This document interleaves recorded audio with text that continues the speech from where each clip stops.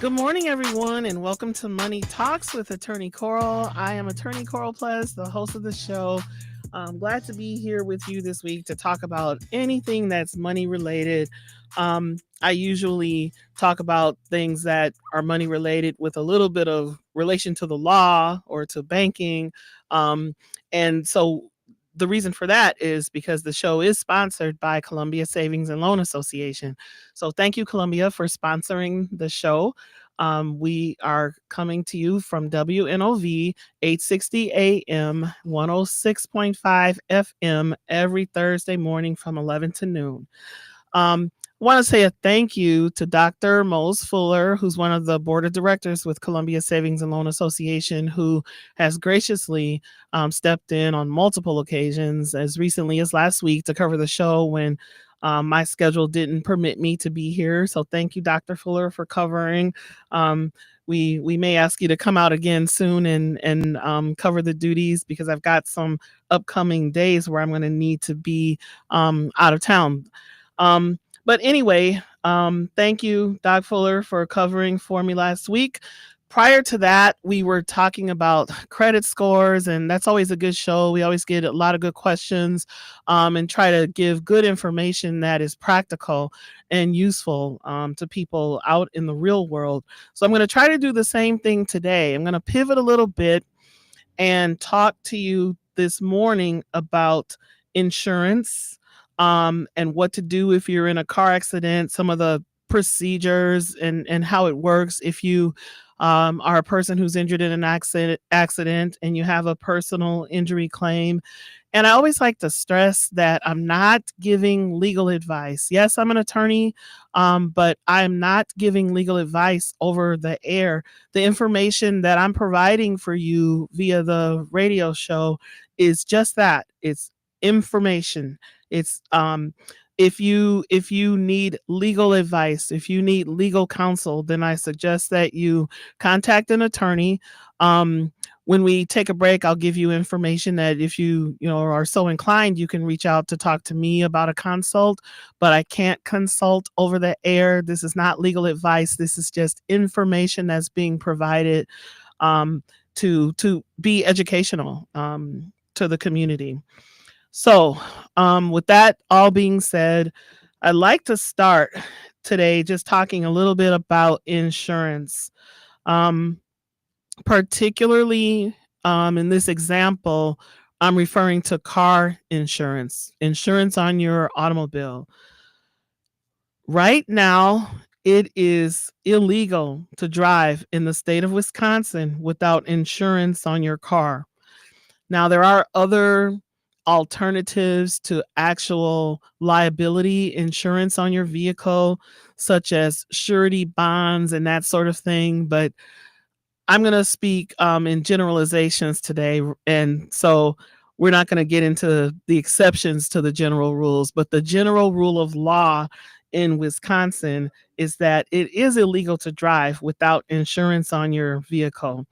That is the mandatory standard of law, that all drivers must maintain a motor vehicle liability policy while operating a vehicle in the state of Wisconsin. Now, if you don't do that, if you ignore the law and you decide you're going to do your own thing and get out here, excuse me, driving without car insurance, there are penalties for that if you get caught. You could be fined up to $500. In a serious case, you could end up with a suspended license or even the suspension of the registration of your vehicle is another possibility. So there are some serious consequences to ignoring the law and driving without insurance in the state of Wisconsin. Now, I can remember it hasn't been that long when it wasn't mandated by law to have insurance on your car, but it currently the state of the game is that it is illegal to drive without insurance. Um, Wisconsin law also requires drivers to have uninsured motorist coverage. So that protects you actually if you are hit by someone who is uninsured. So I'm going to come back to that because that's important and I have more to say about it. But it does look like we have a caller holding already. So I'm going to say, caller, please go ahead. Am I coming through? Oh, yes. Hi. Tyrone W., is that you? Good morning. Good morning, Attorney Pledge. Good morning, Good morning. Attorney How are Court. you today? Blessed, joyful, grateful, thankful in the Lord. Thanks for asking. How about yourself and your family? Doing very well. Thank you. Well, I will say a blessed and joyous Mother's Day to all those that are mothers and those that are not, just the black queens in general, all over. But yeah, tell sister I said hi and enjoy the celebration. We're all black queens and black mothers, so yeah, mother is or mother to be soon. The womb is not barren. The babies will come. You know, so but yeah, Mother's Day to all. Mother's Day. But Yeah, yeah, that came special. up fast. I almost didn't realize that Mother's Day was coming up this You weekend, but didn't. you're absolutely right. You Mother's Day, and you got a birthday coming up, and you got a birthday coming up in June, don't you? June, July. No, no. I was gonna say everybody has a birthday coming up, right? But but Well, I I'm don't have a July I don't have a 28th. birthday coming up I'm anytime soon. I'm July 28th, so you better get some autograph from me then. I'll be by there to pick it up. All right. But Okay. anyway, very very quickly, I just wanted to say because I don't want to suck all the air out the show. There. Good afternoon, Mr. Rideout. Good afternoon, Milwaukee. Yes, Tyrone W. speaking indeed. And Attorney Cole, yeah, same hi to Mr. Goldboss for me as well as the other people at the bank. But you're speaking about insurance. I don't know. I noticed that Bill Gates is giving all this money away. I don't know if that's because the crypto's coming down the line there and they ain't going to be able to spend it all anyway. You got some people with good hearts and everything, but all this money's being given away. Bill Gates and Buffett and, Bezos to some degree. But, I don't know. Is there any insurance on? There used to be a thing called a silver certificate. Your money's transferable in silver and gold. That one's no more there. That's not there no more.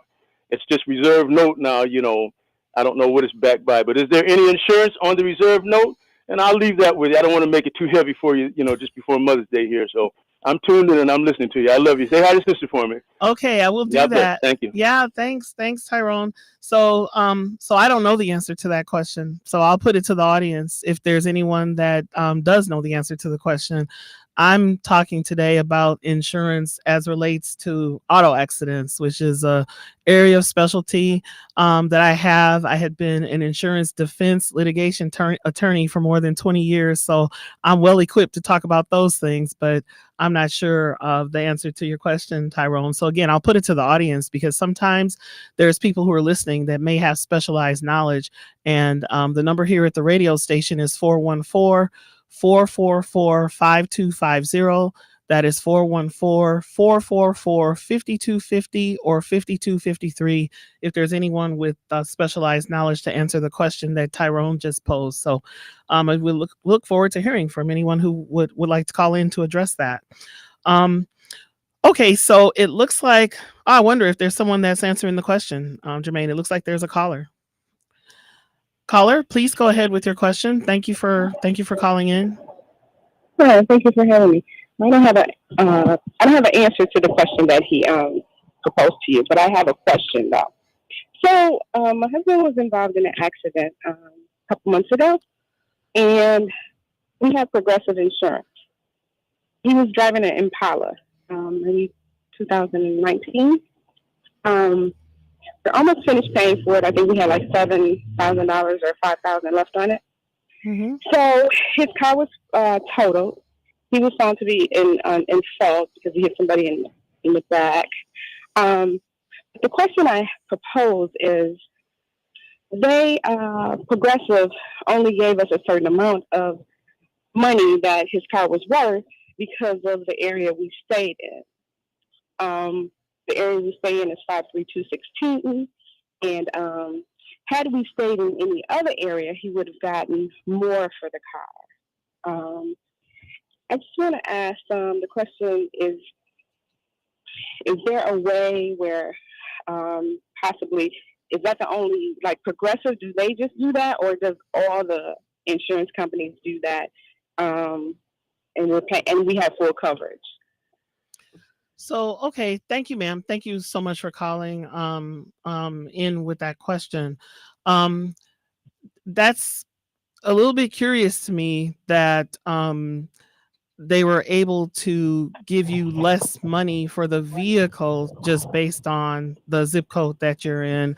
Hmm. Certainly, insurance companies can rate your premium higher or lower based on the areas that you're in. But with what you're saying, that's something that I have not seen. So I guess what I would suggest, I think you would need legal advice and a legal consult because someone to really kind of dig down into the details and the particulars of the question that you have and what exactly were the facts that led to that decision. So if you're able to stay tuned before we break, I'm going to be giving out contact information for my law firm where you could, if you choose, call and then there's an opportunity for a free consult if you mention WNOV. So I'll be giving that information out during the break. I do think that your question goes beyond what I'm able to particularly answer on the air, in part because I haven't seen the documents and really be able to get into the exact Okay. facts of why they rated it the way that they did. But I'll give contact information a little later in the show, and we might be able to consult and give a little more guidance at that time. Okay, makes sense. Okay, thank you. Okay, I'll be thank you. listening. Thank you. Thank you so much All for right. calling. Okay, so I was talking about how Wisconsin law requires drivers to have uninsured motorist coverage that protects you if you're hit by someone who is uninsured. So, in other words, you're required to have a policy of insurance in the state of Wisconsin, and that policy must include a provision for uninsured motorist coverage. Now, it may sound like that's a burden that they're placing on you, requiring you to pay for this coverage, but think about it. If you just had a policy because you're a person who's driving along, abiding the law, having your insurance in force, and someone hits you that has no insurance, you will be very happy at that time if there's uninsured motorist coverage on your policy so that you can recover if someone else negligently injures you and has and that person is out driving without insurance. So that is a mandatory provision that must go into Wisconsin insurance contracts. Um, the other point I wanted to make about insurance is to try not to let those policies lapse because reinstatement is not guaranteed. And if they do reinstate you, the terms could change. They could increase the premium, um, alter the coverage in some way, change the deductibles, alter the limits. You put yourself at risk if the policy lapses because there's a possibility maybe it wouldn't happen. Sometimes you can reinstate and get the same coverage, but there's a possibility that some of the terms could change and that it might not be in your favor. Um, so I wanted to talk through just a few examples of why I'm saying it's good to have that uninsured motorist coverage. Um, there's an example. I have a few because they're such practical things that I've seen in the day to day practice that probably even the listeners know people that have been in circumstances such as these. But I did have a young woman one time recently who was in her 20s. She was driving a car, rushing to an appointment. She was expecting pretty far along in the pregnancy, maybe 7 months or so, but not ready to deliver. And she was driving a vehicle that had no insurance. And unfortunately, there was a car that was stolen, driven by a couple of teenagers. Well, one teenager was driving, the other teenager was a passenger in the car, and they blew through a stop sign and T boned her right on the driver's side. So she got hit right where she was sitting, expecting a child. So this is a true factual case. So once the car struck her, the two teenagers, of course, got out and just ran. They didn't come to check to try to make sure she was okay. They didn't call for help. Why? Because they were breaking the law. They were driving a car that they actually had stolen. So they hit her. She ended up having to be rushed to the emergency at Freighted. She had a fractured pelvis and some other very serious injuries. It's difficult enough to be 7 months pregnant, but then she ended up with broken bones. On top of that, they ended up needing to deliver her child early. Thankfully, he seemed to come through the trauma of that event without having any injuries. um that's just the grace of God. But she was definitely sore and incapacitated for a while, because the thing of it is, if there's anybody out there who's fractured a pelvis before, that's not like that's some body part that they can put a cast on and you just don't move. No, you're still moving, and every move you make is a painful one. So she ended up with a newborn baby who was premature, delivered early because of the trauma of this event, and she was just in extraordinary pain. So if there had been insurance to make a claim against, she would have gotten something for her pain and suffering, for her medical expenses, for her lost wages, um, and potentially for a permanent partial disability, because of the extent of her injuries was severe. Thankfully, there weren't injuries to her child. I mean, a lot of times, it's good if you don't have a claim. Because if you've got a claim, that means somebody was hurt, right? Somebody was hurt, and she was hurt, but thankfully the baby wasn't hurt. But what we were not able to do, we were not able to present a claim against any or either insurance company, because there was no insurance company. The vehicle that the two teenagers were operating was a stolen vehicle. And once, sure, it was traced back to who the owner was of this vehicle. The vehicle had been reported stolen, and they were able to identify that person. And that was a regular, hardworking citizen that had insurance and paid insurance on their car. But guess what?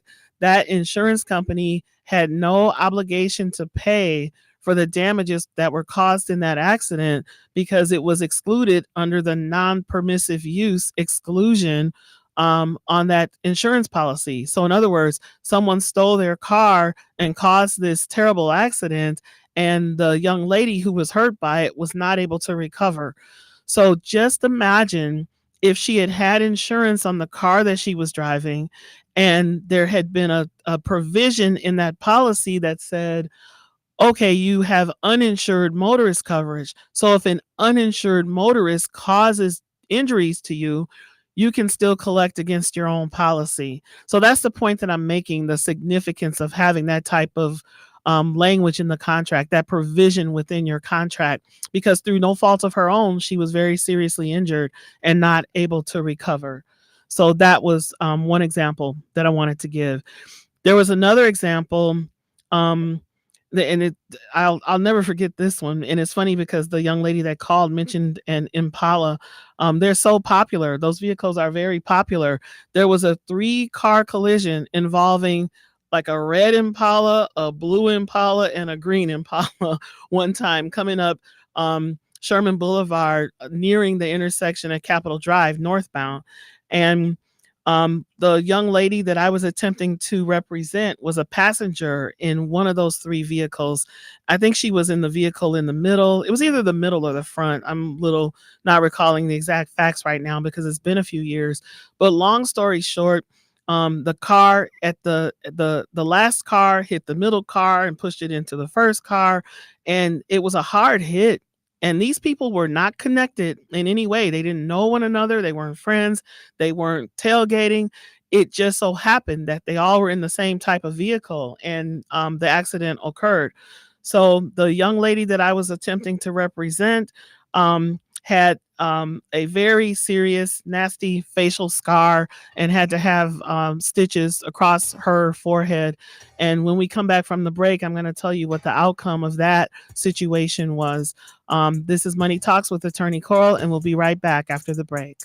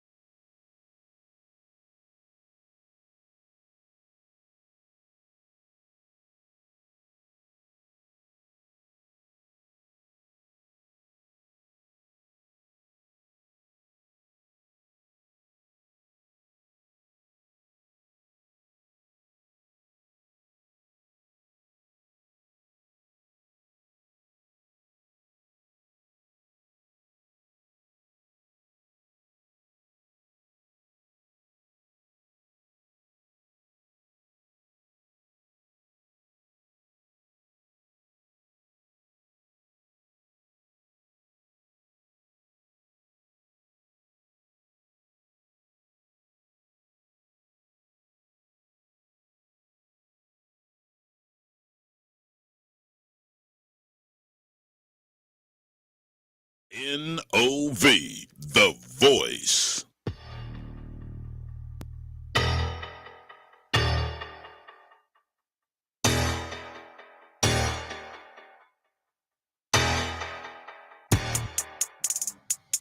Welcome back to Money Talks with Attorney Coral. Thank you for staying with us after the break. I meant to say before we went to break earlier, the contact information for the benefit of the young lady that called. My law firm number is 414-247-9570. That is 414-247-9570, 9570. You can give that phone number a call. Angie, my paralegal, will answer. And if you let her know that you heard about me on WNOV radio, we will arrange a free consult in order to try to address the legal issue that you raised when you called, because I do think that that's not something appropriate to go into on the air, because we'd have to get too far into details and be able to give you the proper legal guidance on that. I think that matter should be dealt with privately. Okay, so back to what I was saying about uninsured motorist coverage, and I was given the example of the three Impalas that were northbound on Sherman Boulevard approaching Capitol Drive one night, and there just ended up being a terrible accident. I don't know if the third car that was trailing, maybe they didn't have their eyes on the road, or someone stopped suddenly in front. I just don't remember the facts, but long story short, the young lady who was the passenger in a center vehicle, which was rear-ended by the third vehicle, and the center vehicle was pushed into the first vehicle. All three Impalas, just different colors. And this young lady was a front seat passenger. She did not have on her seatbelt, so the force of the impact pushed her face first into the windshield, and that does happen.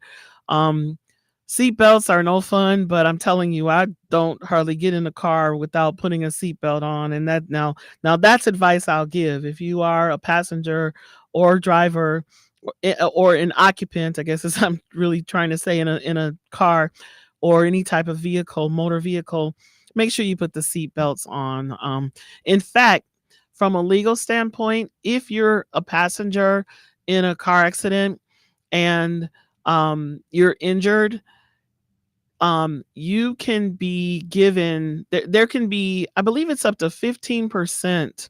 Don't quote me on that because I haven't looked at it in a while, but I think you can be passively negligent for your own safety if you don't wear a seatbelt. So it's important that you do. Even if somebody else causes the accident, some of the negligence can be attributed to you based on your injuries. It can be attributed to you if you fail to have a seatbelt on. So keep that in mind.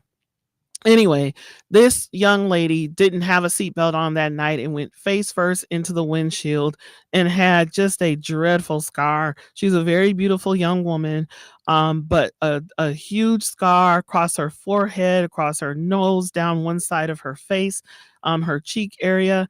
And again, in this unfortunate circumstance, no one had insurance on any of the vehicles. And she didn't have a vehicle. She, being the client who was injured, didn't have a vehicle. But the everyone involved in the accident had no insurance coverage. So again, it was a tough time for her, because whether there's insurance or not, you're still hurt and you still miss time from work and you still incurred all these medical bills and to have a permanent scar. So it was really tragic and really sad that we weren't able to find coverage for her in that situation. So let me give you one situation then where there in fact was some uninsured motorist coverage, but at first it appeared that there might not be. But if you're a trained attorney, you know how to dig and find that information and try to find coverage even when it looks like there isn't.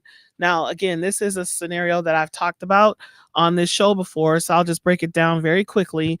There were two teenage girls out joyriding and drag racing with I'm sure some cute boys in the car in the lane next to them, and they just thought they were out all having fun. The driver of the car, again, I said there were two teenage girls. The driver lost control of the vehicle and struck a pole Her 16-year-old passenger, who was her friend, went face first into the windshield, just like I described in the last scenario. Unfortunately, this young lady, um, the force of the impact when the car hit the pole while they were racing fractured her occipital lobe, on I believe it was the right side of her face, and as a result of that, she suffered a profound loss of vision in one eye. So it wasn't complete blindness, but it was enough that this 16-year-old now will never see normally again. You could look at her eye and look at the scars around it and see that there was something that happened. The eye, you could tell it was a little bit lazy just in looking at her.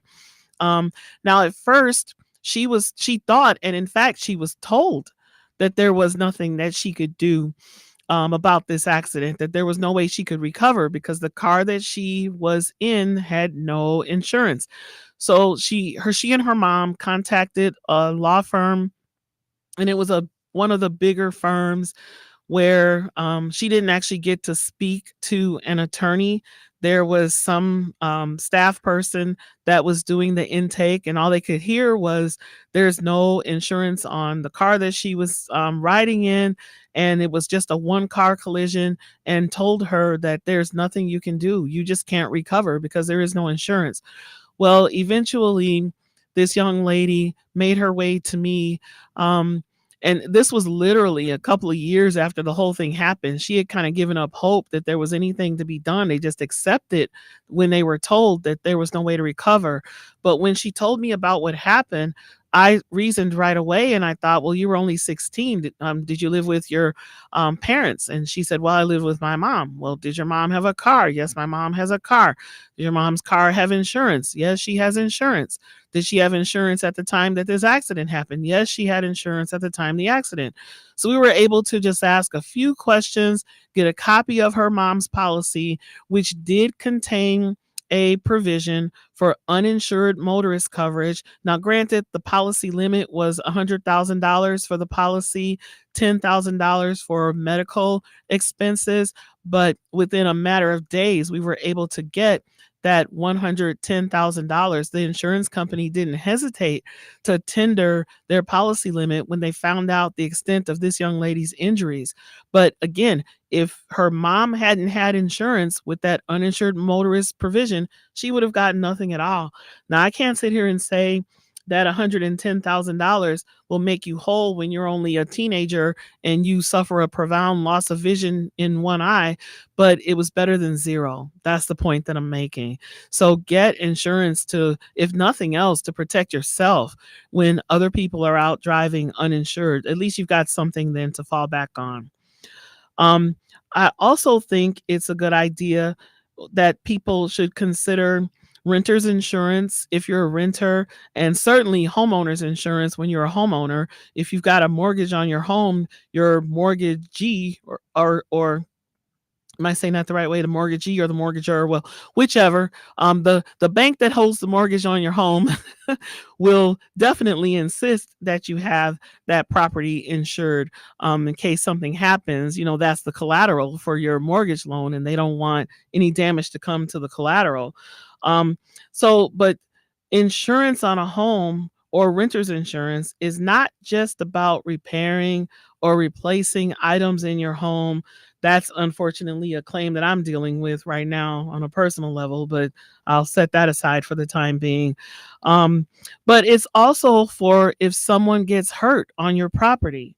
Let's say, for instance, and this is one that I've seen, a failure to clear the snow. Now, obviously, we're in Wisconsin, so you see these things. I had a case not too long ago where it was basically an absentee landlord. The person who owned a home in the city of Milwaukee, I think, lived in California somewhere and wasn't paying close attention to the management of that particular property. So there was a typical Wisconsin winter snowfall, and days went by and no one came to clear the snow. So it got walked on. and pressed down. And then, of course, the temperature dropped and it snowed some more a few days later, and that didn't get cleaned up and it got pressed down. Before you know it, there was just this patch of ice on the walkway leading up to this person's home. Well, my particular client was a guest, had been invited to that property that day.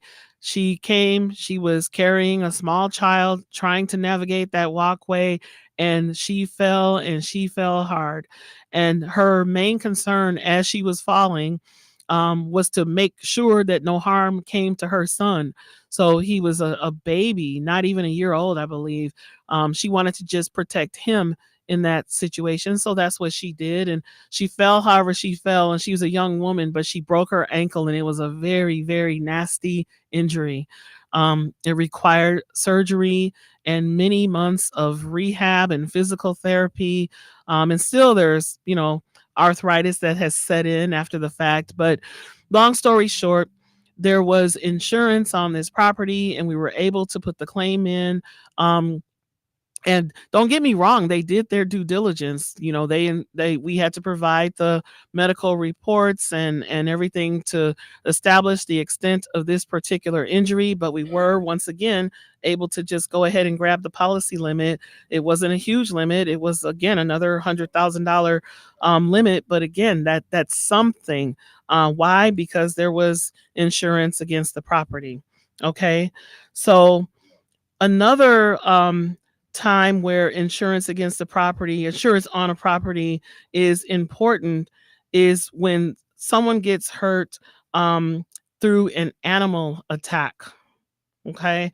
And there may be people that have had experience with that type of a situation.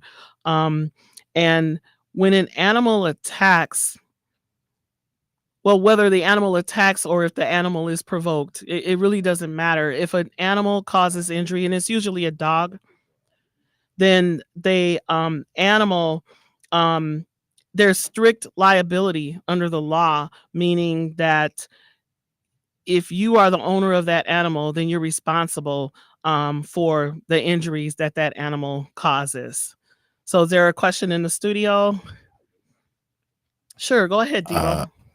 so I am a dog owner, and let's say someone is trespassing. I have my signs posted, you know, that my dog is here, private property, no trespassing.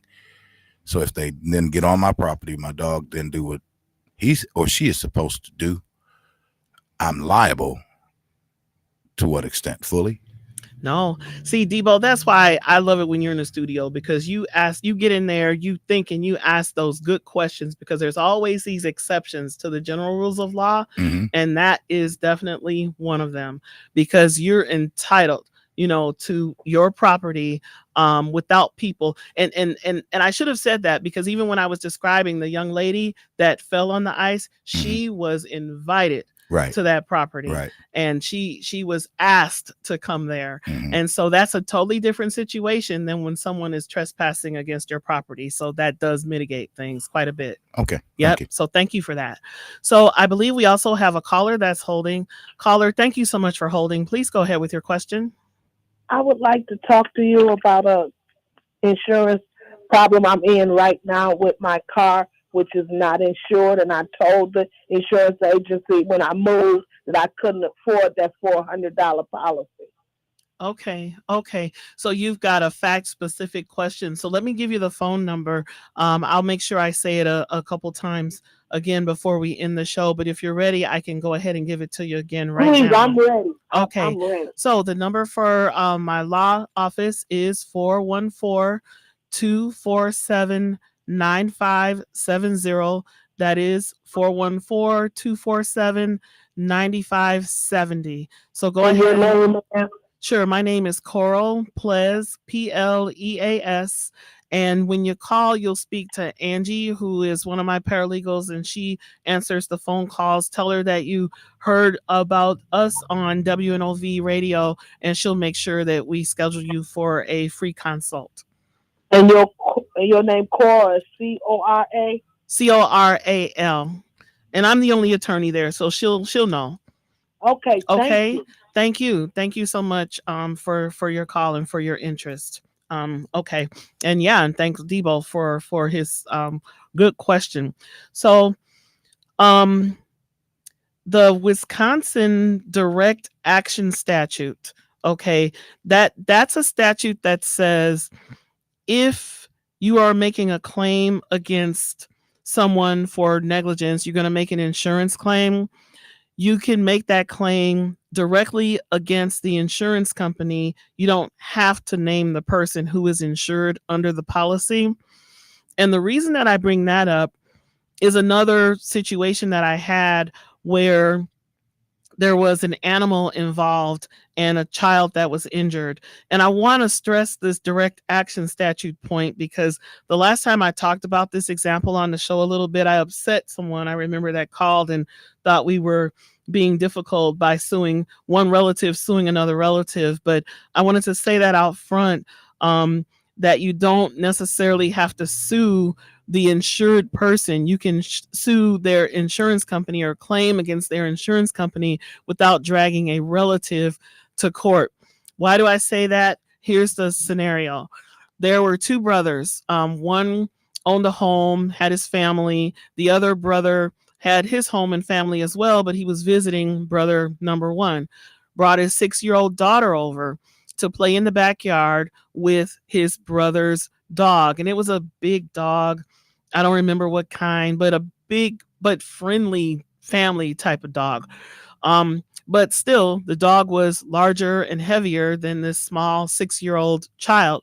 The child was throwing a stick. The dog would run, grab the stick, and then playfully come back to the little girl. And then she would take the stick, throw it again. The dog would run and grab the stick and run back. Well, one time the little girl who was 6 years old threw the stick. The dog ran and picked up the stick and came charging back, and the little girl wasn't paying attention. And the head of the dog, hit the little girl in the middle of her thigh. So it broke the bone in her leg because of the force that the dog hit her with. And so it was a terrible, tragic accident, is what it was. The dog was being playful. The dog didn't mean to hurt the child. Um, so this wasn't a situation where there was necessarily anyone at fault. The law does require that a person is at least 7 years old before they can be deemed negligent. This little girl was too young to even have been negligent. Even if she wasn't paying attention, the dog came running back towards her. She's not old enough to even have any negligence attributed to her. So we had a situation then where the little girl had serious injuries. At one point, I remember it being mentioned that there was some concern about whether or not the injury had damaged her growth plate. Would this leg grow normally like the other leg, or would she end up with one leg shorter than the other? So all of these different concerns that were there, this was a very serious type of injury. So a claim was brought, and then eventually it didn't settle through negotiations, and so a lawsuit had to be filed.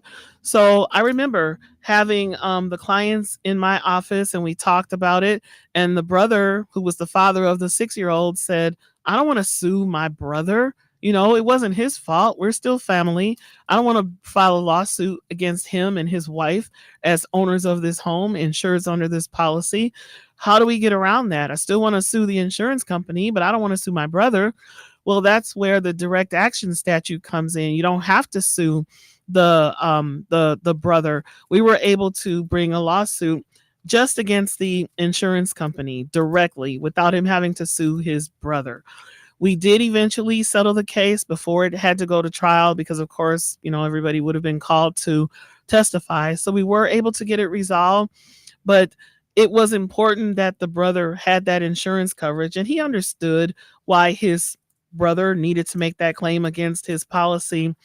But it would have been more awkward and felt more intrusive had the brother been required to file a lawsuit against the brother who owned the dog.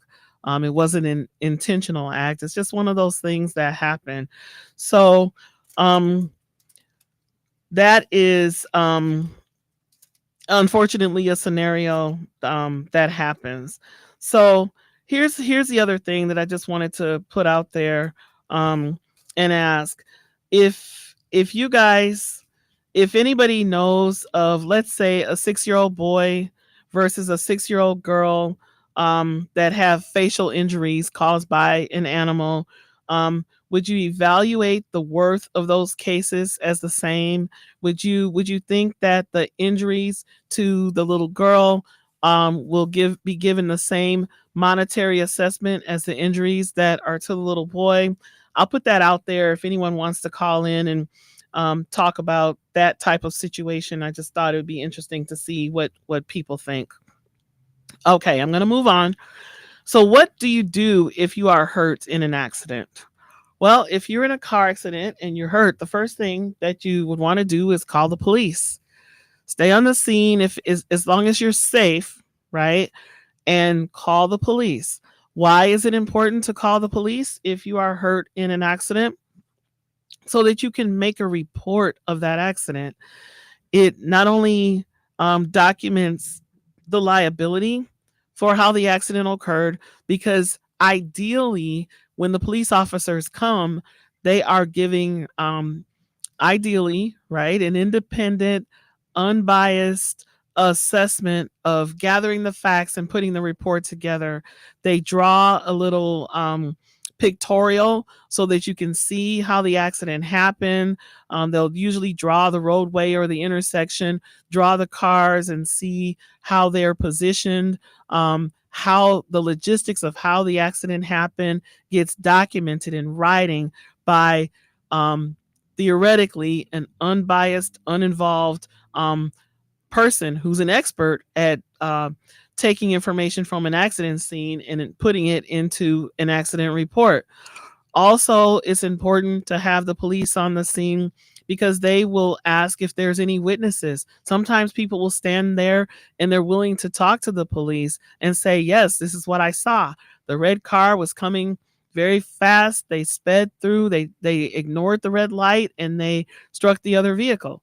Or so if you're able to have the police there, they will take witness statements if there are witnesses, and get, most importantly, that witness's name and address and telephone number, contact information, so it can be documented. And that way, if later on through the course of your case you need your attorney to reach out to that person, then they have it documented how they can get a hold of that person to get information for your case. So the police will also get details on the insurance policies, if there are insurance policies. That's why you're supposed to carry proof of your insurance with you at all times if you're driving a vehicle. Attorney, Yes, do, sir. do they still respond to accidents except that there is personal injury? Well, yes and no. And it is true that sometimes you'll call and they'll ask you some specifics, and if they don't think it's severe enough, Hmm. that they might not come out. I've heard of that happening, Debo. So unfortunately, yes, that does happen. Hmm. So I think that they do a quick assessment of the severity of the accident, the force of the impact, whether there's injuries or not. I do think they do a quick assessment of that sometimes before they agree Hmm. to come out. So Because once I again, know I've excellent. heard tell of folks having to go to the police department to file an accident report. Yep. Yep. It definitely happens. I have had that as well. And that's generally when they think that is not as severe an accident. But if you call and you say it's a forceful impact, I think my car is totaled, I can't even drive it, and I'm in extreme pain. I need an ambulance. If you're saying those sorts of things, Right. then you get a response. And if you say, well, it was a little fender bender, you can barely see it, but and I don't think I'm hurt at all, then they may say, come on in or go online Right. So even. so not And that you're telling us what to say, but that sometimes it's in the wording. exactly. Thank you. Exactly. That's exactly it. So, okay, I think that we are we due for a break, Jermaine? Okay, I thought so. So, thank you everybody. We'll be back with more Money Talks with Attorney Coral after the break. We'll be right back.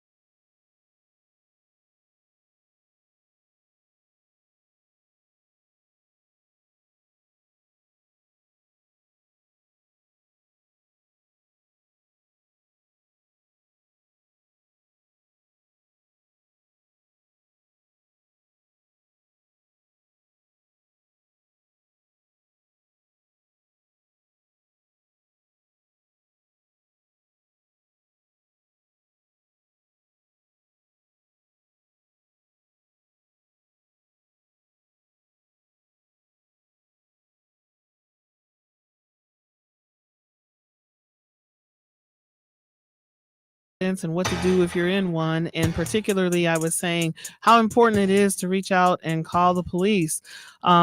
It hopefully they'll come out if they don't think the accident is severe enough. There's a chance they might not, but if someone's injured, if there is severe property damage, if you think that there's someone who may be under the influence of alcohol that or some other substance that could have caused the accident, then it is important to try to get the police there so that everything is documented.